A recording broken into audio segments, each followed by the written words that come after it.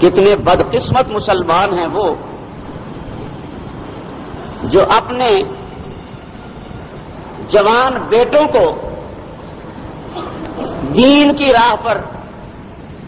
جہاد کی راہ پر چلنے سے روکتے ہیں اور ایسی جگہ جانے سے روکتے ہیں جہاں دین کی، جہاد کی بات ہوتی ہو۔ بیٹا وہاں نہیں جانا، اس مسجد میں نہیں جانا، اس مجلس میں نہیں جانا، مر جاؤ گے، ایجنسیوں والے دیکھ لیں گے، پولیس اٹھا کے لے جائے گی۔ یہ لوگ غور کریں کہ ایک کافر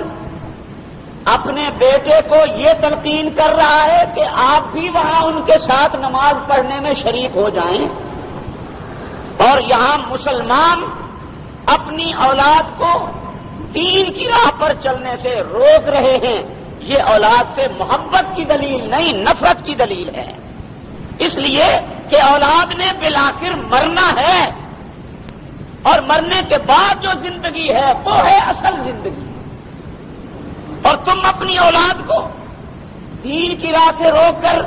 جہاد کے راستے سے روک کر، شہادت کے راستے سے روک کر ان کی آخرت کو برباد کر رہے ہو، ان کی دنیا کو آباد کرنا چاہتے ہو، جبکہ دنیا کی زندگی ہے ہی کتنی، چند روزہ زندگی ہے، یہ ختم ہو جائے گی۔ آپ نے اگر اپنی اولاد کو اچھے کاموں کی تلقین کی ہے، اپنی اولاد کو اگر آپ نے نیکی کی تلقین کی ہے،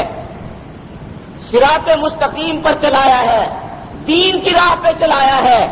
تو یہ اولاد آپ کے لیے بھی ذخیرہ آخرت بنے گی، اور خود اپنے لیے بھی یہ اولاد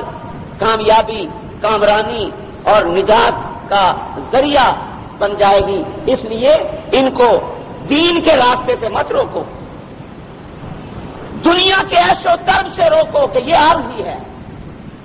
اور اخروی زندگی دائمی زندگی ہے، اس لیے اپنے نوجوان اولاد کو اس دائمی زندگی کو کامیاب بنانے کے گر، قرینے اور سلیقے سکھاؤ۔